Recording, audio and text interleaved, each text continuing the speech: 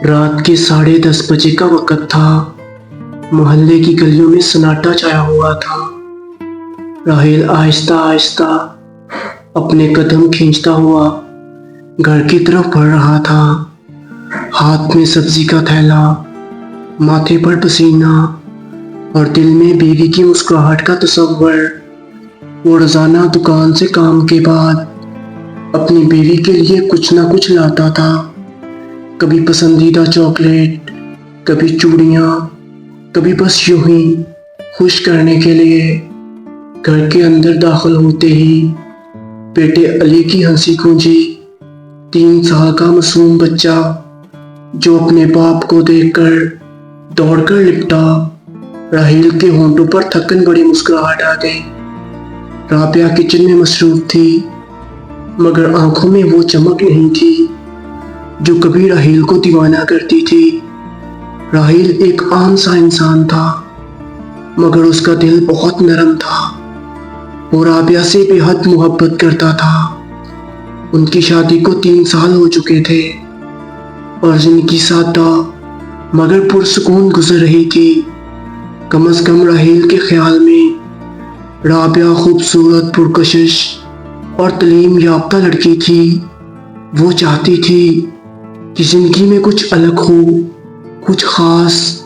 راحیل کی دکان والی ملازمت، روزمرہ سادہ سی زندگی اور محدود وسائل اسے بور کرتے تھے، مگر وہ یہ سب کھل کر کبھی نہ کہہ سکی۔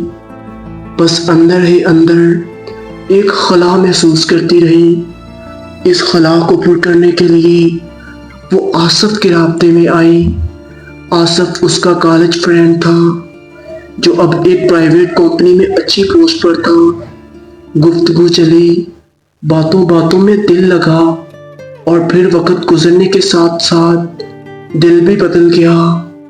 رابعہ اور آصف کی باتیں صرف سوشل میڈیا تک محدود نہ رہیں، وہ اکثر چھپ چھپ کر ملنے لگے۔ راحیل ہرگز ان چیزوں کا قائل نہ تھا، اس لیے کبھی بیوی کے فون کو ہاتھ تک نہ لگاتا۔ اسے رابعہ پر مکمل بھروسہ تھا۔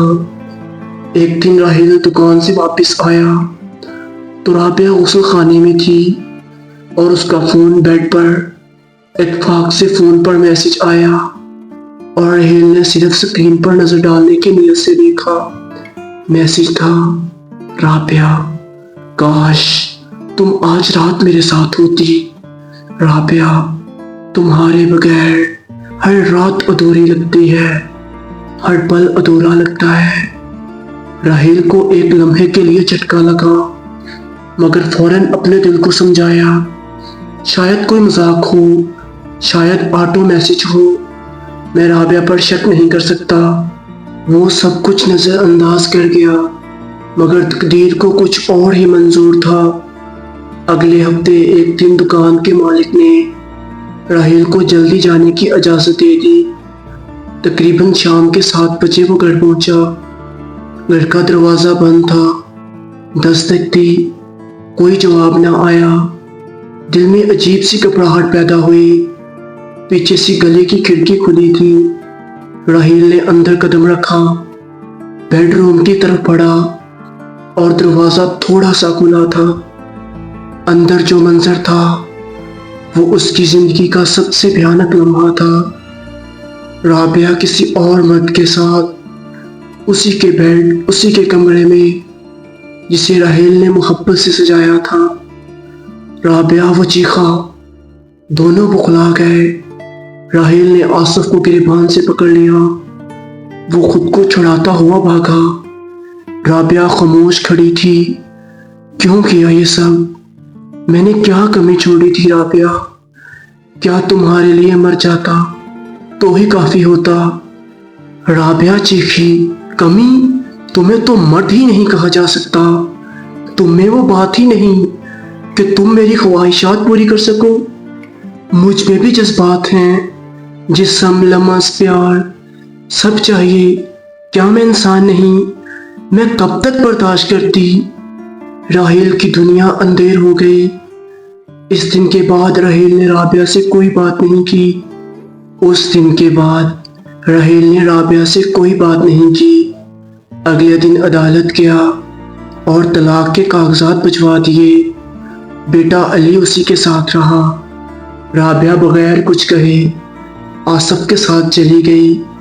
محلے میں چہمگوئیاں ہوئیں، نظریں اٹھیں، مگر راحیل خاموش رہا۔ وہ بس کام پر جاتا، بیٹے کو سنبھالتا اور رات کو دیر تک چھت پر بیٹھا آسمان کو تکتا رہتا۔ رابعہ نے آصف کے ساتھ نئی زندگی شروع کرنے کی کوشش کی، مگر آصف صرف وقتی لطف کا عادی تھا۔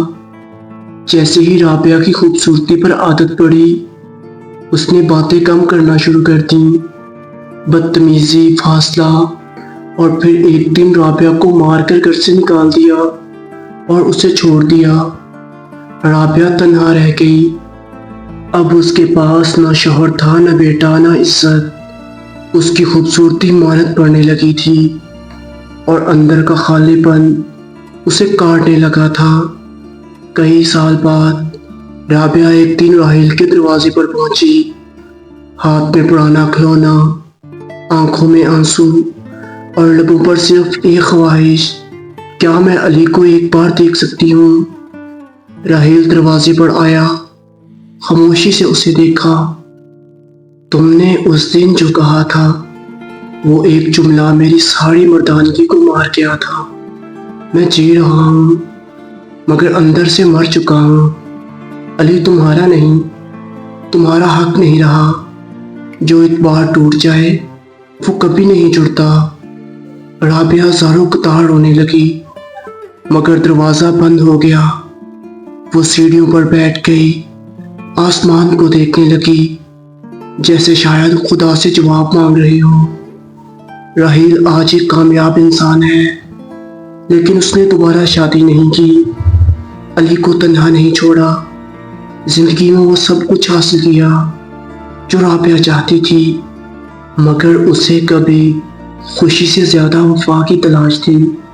رابعہ ایک نامعلوم مقام پر زندگی کے دن کاٹ رہی ہے اور ہر رات اپنے کیے پر آنسو بہاتی ہے، کیونکہ بے وفائی کا بدلہ وقت خود دیتا ہے۔